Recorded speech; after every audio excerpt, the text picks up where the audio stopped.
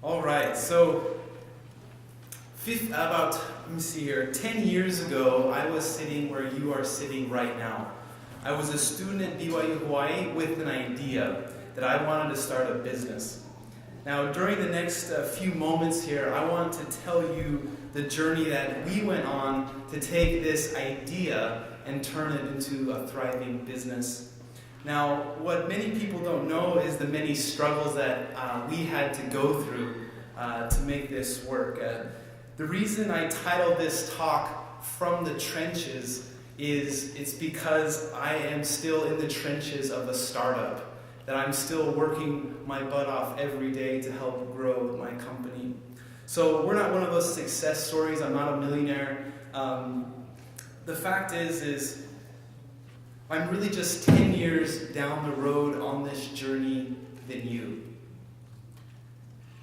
My hope is that by telling this story today, that it will help you in your journey and some of the life lessons that I've learned along the way.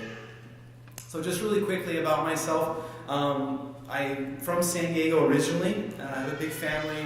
Mom was a principal, dad was a salesman and entrepreneur. And I enrolled for a term and a semester here after high school and graduated after I graduated from high school and lived off campus with my brother. I was a canoe pusher at PCC and I loved the island here. And I felt inspired to come here, And I also remember opening my mission call in my dorm room off campus, and where I was called to Taiwan Kaohsiung Mission, where I served for 2 years, learned the language, and loved the people there. After my mission, I came back and returned to BYU Hawaii and entered something called the Business Corps. Now, at that time, the Business Corps is basically a class requirement where you have to organize into a team and actually start a company that makes money for a grade. And I'd never done this before, and I really enjoyed the challenge. Learned an immense experience from that, and started my first taste of entrepreneurship. So about the same time, I met my wife, Rita. She's not here today, but she is from Taiwan, and I spoke her language and understood her culture, and so we started dating at that time. Now, after this Business Corps experience, a couple of my classmates, you probably can relate, got together and had this idea. Well, what if we were to make an audio CD of the Circle Island Oahu? And I was like, yeah, that sounds like a great idea. And so we went ahead, and this was in 2007. We put together a business plan just like you guys did, and we won first prize, $4,000. So this is a picture of me holding that big check in M240 TVA. And so we went ahead and actually did the plan. We went and made the CD, we recorded this audio tour, and I still have one today. Now, the long story is I had 10,000 copies of boxes piled up in my dorm room. And I was really excited. We were going to make a millionaire. I went to PCC and other places, and after months and months of effort, I sold nothing. Well, maybe like 10, but that was it. So I had all these boxes of CDs, and they weren't going anywhere. My wife was, like coffee table and stuff, and it just was really defeating as an entrepreneur. And I don't know if any of you guys have been there, but I've been there. It sucks. So this was a failed business, my first business. But I didn't stop there. So about this same time, Rita and I actually got married. Best decision ever. So life lesson number 1, choose wisely and marry a life partner. The most important decision of my life. Just want to throw that in there. So what happened is I had all these CDs, didn't know what to do with them, and I came up with the idea of having this audio tour concept. And I looked around, I was in the library one evening and came up with this idea. Well, what if we were to connect it with a GPS? And went ahead and found someone, made an actual prototype using the Garmin technology software. And I was like, wow, this is a great idea, GPS audio stories. And so we entered the business plan competition the second year. And this time around with a new and improved business plan. And I was determined that we were going to make this work. So I didn't get first place, I got second place, but still was about $4,000. Sorry, there was more money then, I don't know. Sorry. Less detail there maybe the story, but so we went ahead and we did win second prize, and went ahead to actually start the business, M240, with address on Naniloa Loop here. And the problem was we didn't have any customers. We had this product, we had this great idea, but no customers.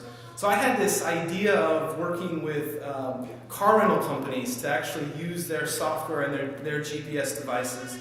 But after lots of effort, while I was still going to school, no real interest, no contracts, no money. So really frustrating time. Again, this is the second time, and I'm thinking, no way is this going to be a failure number 2 here. And at the same time, I had a really tough decision. I was a senior in college here, and I signed an offer with Deloitte & Touche to be an auditor for them. Great career path, stable job, and I thought I was set up. But the problem is I had a really tough call to make. And I don't know if you guys have experienced this, or you may someday soon, but on one hand, I had this offer letter from Deloitte, stable job lined up. On the other hand, I had this business which hadn't really achieved anything. 0 revenue, 0 customers. And so this time, Rita actually joined the company, and we started to see the future a little differently. We started to see more mobile technology, and at that time, we actually started making mobile apps. This was back in 2009 on Android and iPhone devices. And at that time, also, our lease was up in our apartment, so we actually were staying in the Laie Inn. This was before the Marriott. There used to be another hotel there. And everything was packed up in our car, and we basically had this decision to make. So, looking back, take the job or go all in on this business. This was the toughest decision of my life. Little did I know that this one decision would have a huge impact on the entire course of my life. Stability or risk huge on a dream. So what would you do? So I remember saying many fervent prayers there in the Laie Inn, asking for direction and guidance. What should I do with this? What should I do with my family and our future? I felt the peace to actually stay with this business. So looking back, it really changed everything for me. So we decided to go all in on this business. We were young and had the naive belief that, how hard can it be, right? Entrepreneurship, we'll be successful soon enough. Well, looking back, we didn't know anything about running a business, to be honest. And we chose to believe that, this was a great career path. Well, I just want to throw it out there. On the one hand, there's big upside in entrepreneurship in terms of the profitability and what you can accomplish. On the other hand, there is risk. And you need to be aware of that. There's the fear of instability. When the checks don't come in, you can't pay the bills. So be aware. Now, we had this choice to make. And the life lesson I've learned from that experience and that decision was follow your passion. So whatever you do in your career or business, make sure you really love it.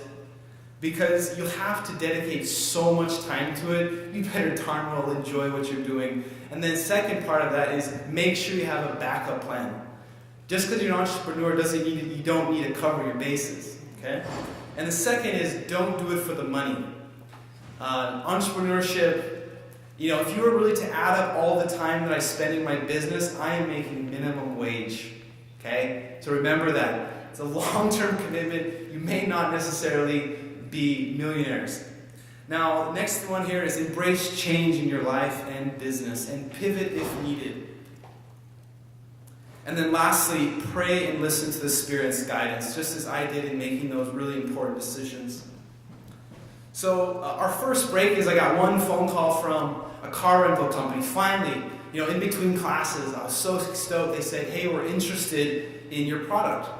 So this led to a contract and actually a very small cash flow from Dollar Thrifty Rent-A-Car. So we were able to basically put our software into their GPS devices, and we had this residual income. So this is a picture of Rita late night, because there was a glitch in the software. Every couple nights we'd have to go to the car rentals and update the software on hundreds of devices. This is very labor intensive and not a very easy business. But the excitement when I got my first check was exhilarating.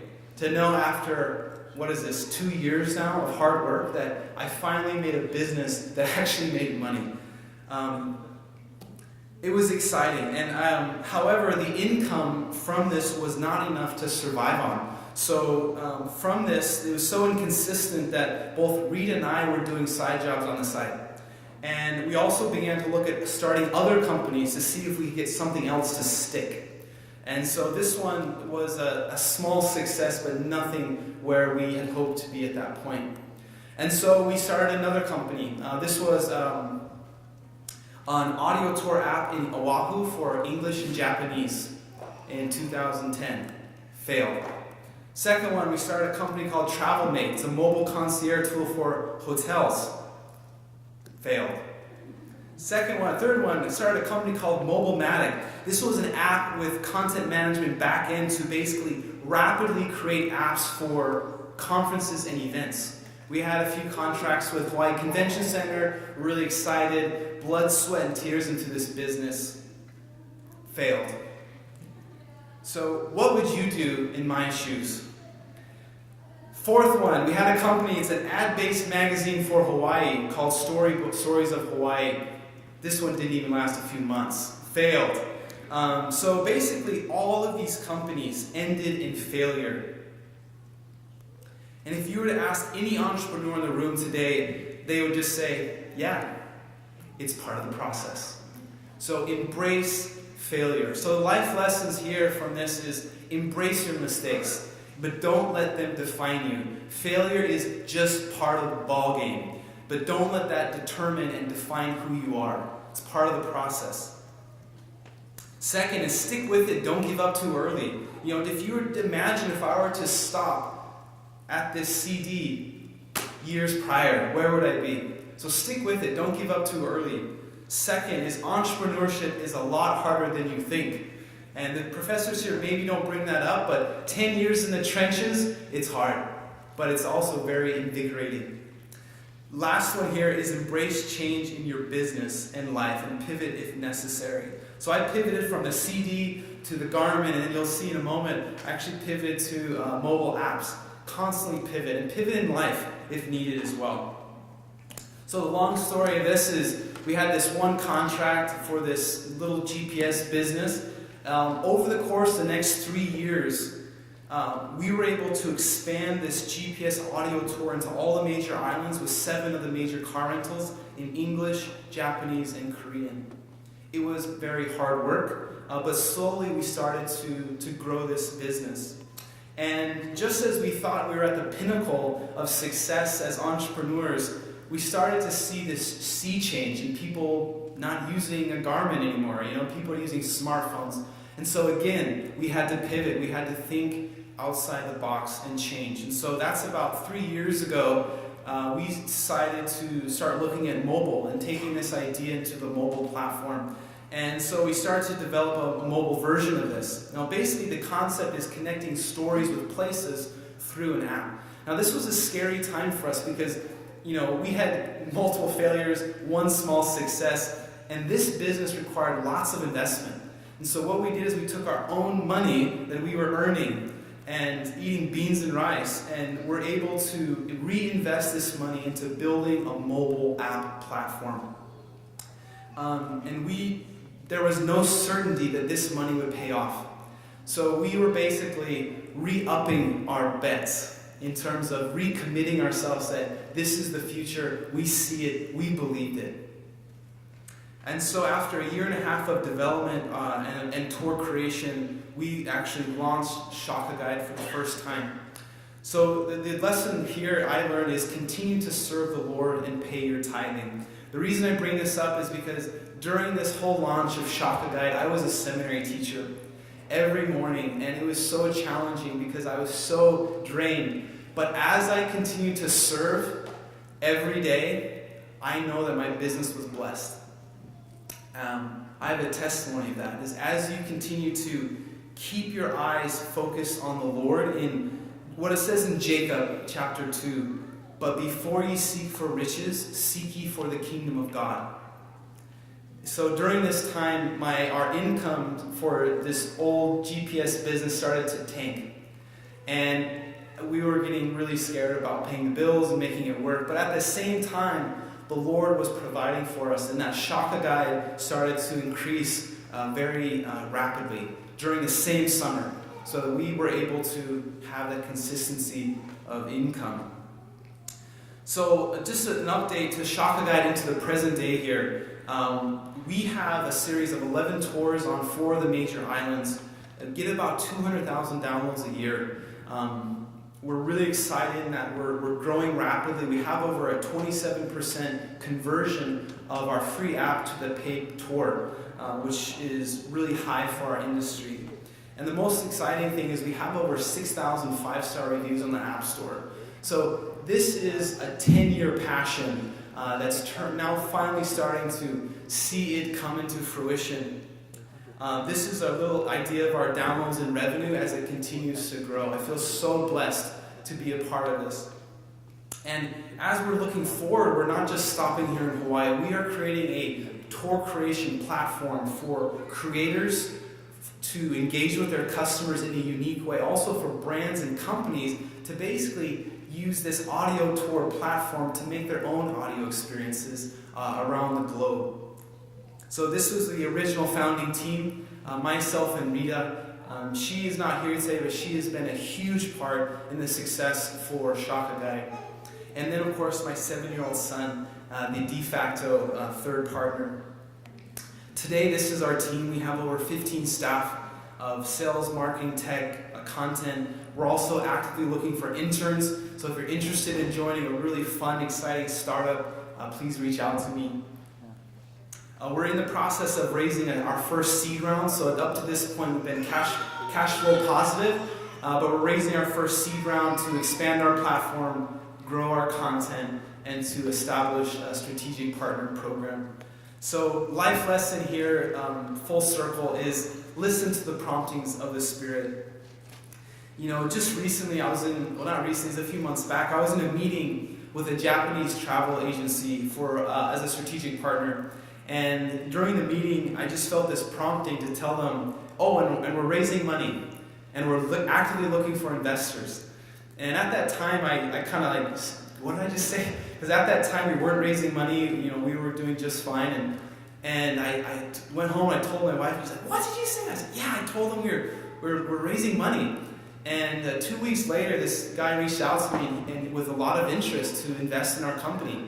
And this led to a series of meetings where now this company is going to be our lead investor for our seed round of funding. And this was all just me listening to those small promptings. The promptings of the Spirit is in our business, it's in school, it's in life. And the next is, think of your career as a means to an end, but not the end itself. It does not define you, as we are children of God, and that our destiny is to return to live with Him someday. And don't lose sight of that. And then just lastly, I want to give a pitch here. Document your journey, especially the hard times. When we first launched this company 10 years ago, Rita and I started a Google Doc, a shared Google Doc, where we started writing down different ways where we saw the Lord guiding us and helping us in our life and in our business. And when we really start to look back and reflect on those really tough times, I can see with very clear eyes that the Lord was guiding us, the Lord was blessing us. And He will bless you too if you keep the commandments and stay worthy.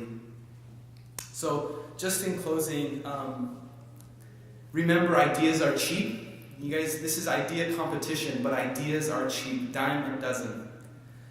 Where the rubber meets the road with entrepreneurship is really doing it. So you don't necessarily have to succeed, but just by doing what you plan comes learning and growth. So don't be afraid to go and do like Nephi. The easy part is planning. The real challenge comes from doing. And just so grateful to be here, to see you. I am a testament that what you guys have and the ideas you have can succeed. It may not succeed the first time, but if you keep at it, that you can achieve real success as an entrepreneur or whatever career you choose. And I say this in the name of Jesus Christ, amen.